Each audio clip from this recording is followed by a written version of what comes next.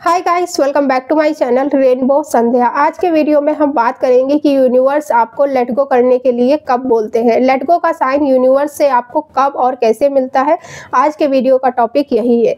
इसके लिए सबसे पहले तो आपको इस बात को समझना है कि जब भी आप कोई प्रोसेस कर रहे हैं अपनी मैनिफेस्टेशन के लिए, जब भी आप कोई टेक्निक या प्रैक्टिस कर रहे हैं अपनी विश के लिए, तो जब आपने उस प्रोसेस को कर लिया 21 दिन, 30 दिन, 40 दिन, जितना भी टाइम आपने डिसाइड किया है उतने दिनों के लिए वो प्रोसेस कर लिया, उसके बाद आपको लेट गो के साइन मिलने लगते हैं यूनिवर्स से। अब लेकिन यहाँ पे एक बात और है कि लेट गो के साइन सब लोगों को नहीं मिलते हैं। ये केवल उन्हीं लोगों को मिलते हैं जो लोग अपनी विश से बहुत ज़्यादा अटैच रहते हैं, फिजिकली, मेंटली, इमोशनली, हर तरीके से।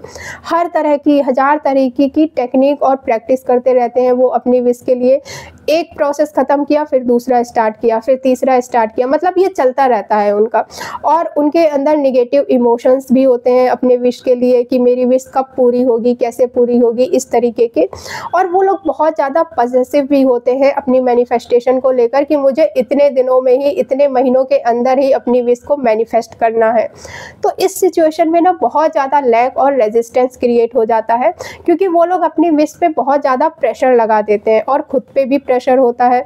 खुद पे कैसे प्रेशर होता है? क्योंकि आप फ्री माइंड के साथ रिलैक्स होके किसी भी प्रोसेस को, किसी भी टेक्निक या प्रैक्टिस को आप शांत रह के नहीं कर पाते हो।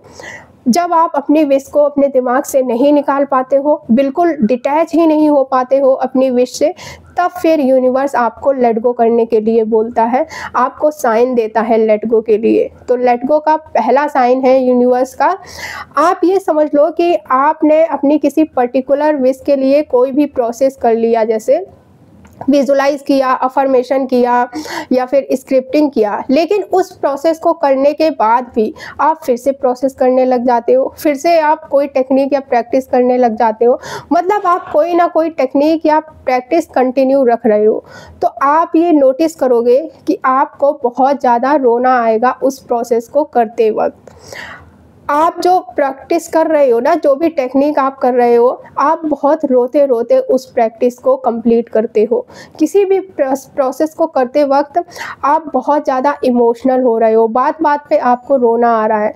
तो ये सबसे बड़ा साइन है कि यूनिवर्स आपको अपनी विश को सरेंडर करने को बोल रहे हैं, लेट गो करने को बोल रहे हैं, क्योंकि ये स्टेज आपकी डिज़ायर को नेक्स्ट लेवल तक ले जाने के लिए आ चुकी है।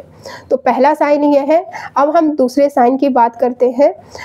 दूसरा साइन ये है कि कुछ लोगों के साथ ऐसा होता है कि अब उन्हें किसी भी टेक्निक या किसी भी प्रैक्टिस को करने का मन ही नहीं करता है बिल्कुल भी, लेकिन फिर भी वो लोग बेमन से खुद को फोर्स करके एक के बाद एक टेक्निक करते रहते हैं।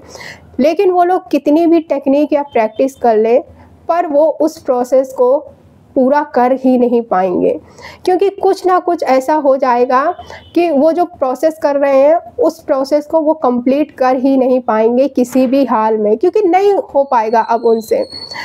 किसी ना किसी रीज़न की वजह से उनका वो प्रोसेस बीच में ही रुक जाएगा। जो टेक्निक या प्रैक्टिस वो कर रहे हैं ना, वो बीच में ही रुक जाएगी। कभी किसी का कॉल आ जाएगा बीच में, या कभी कोई बुला लेगा, मतलब कभी कुछ कभी कुछ।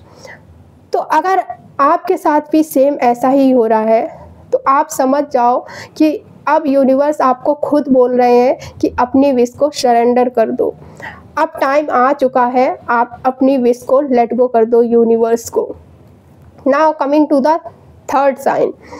तीसरा साइन ये है कि आप जिस विश को मैनिफेस्ट कर रहे हो, जो चीज़ आप यूनिवर्स से मांग रहे हो ना, आप उस चीज़ से और ज़्यादा दूर होते जा रहे हो। मतलब आपकी करंट रियलिटी ऐसी बनती जा रही है कि अब तो ये चीज़ मुझे मिलना इम्पॉसिबल है।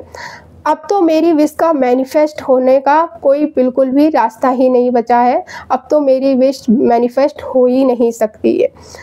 तो माय डियर, जब आपने एक दो बार किसी भी टेक्निक या प्रैक्टिस को 21 दिन, 30 दिन या 40 दिन अच्छे से कर लिया, मतलब जब आपने मैनिफेस्टेशन के प्रोसेस को अच्छे से कर लिया, उसके बाद भी अगर आप कोई ना कोई टेक्निक या प्रैक्टिस करते रहते हो अपनी विश के लिए, बट फिर भी आपकी विश में कोई इम्प्रूवमेंट नहीं आ रहा है, कोई चेंज नहीं आ रहा है, बल्कि उल्टा हो रहा है और ज़्यादा अपोजिट हो रहा है कि आप अपनी विश से और ज़्यादा दूर होते जा रहे हो। तो my dear, please please please यहाँ पे आप समझ जाओ कि अब आपको अपनी विश को कंट्रोल करना बंद करना है।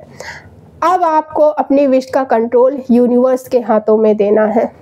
आपने अपनी सारी पावर लगा दी, अपनी सारी पावर का यूज़ कर लिया। अब यूनिवर्स की पावर पे बिलीव करने का टाइम आ गया है। अब आपको अपने कदम पीछे हटाने हैं ताकि यूनिवर्स आपकी विश पे काम करना स्टार्ट कर सके, आपकी विश को प्लान कर सके universe. Now last sign let go का है, चौथा साइन। आपको रात में नींद नहीं आती है, दिन रात आप अपनी विश के लिए परेशान होते रहते हो। आपके दिमाग में आपकी विश के अलावा और कोई बात चलती ही नहीं है, और कोई बात घूमती ही नहीं है। महीनों से आपको रात में नींद नहीं आ रही है अच्छे से। तो ये सबसे बड़ा साइन है कि यूनिवर्स आपको लेट गो करने के लिए बोल रहे हैं, यूनिवर्स आपको सरेंडर करने के लिए बोल रहे हैं, ताकि आपकी विश, आपकी चीज़ें ईज़िली आपके पास आ सकें। सारी प्रॉब्लम आपने क्रिएट कर रखी है, क्योंकि आप छोड़ ही नहीं रहे हो अपनी विश को, आप अपने से दूर ही नहीं कर रहे हो अपनी विश को। अगर आप अपनी विश को यूनिवर्स पे छोड़ दोगे और अगर ये सोचोगे कि यूनिवर्स अब मेरी विश आपके पास है, अब आप देखो कि क्या करना है, कैसे करना है, मुझे आप पर पूरा भरोसा है, मैं आप पर पूरा विश्वास करता हूँ और मैं अपनी विश के लिए पूरी तरीके से रेडी हूँ।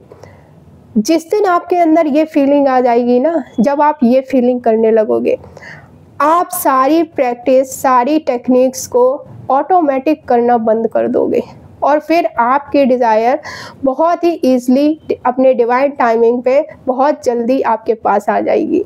सो ये थे वो 4 साइन जो यूनिवर्स आपको तब देते हैं जब आप लेट गो नहीं करते हो, लेकिन यूनिवर्स ज़बरदस्ती आपसे लेट गो करवाता है। सो अब आप मुझे बताओ, क्या आपको इन चारों में से कोई भी साइन मिल रहा है या फिर चारों साइन मिल रहे हैं? सो मिलते हैं हम फिर नेक्स्ट वीडियो में। Thank you for watching this video. Take care, bye.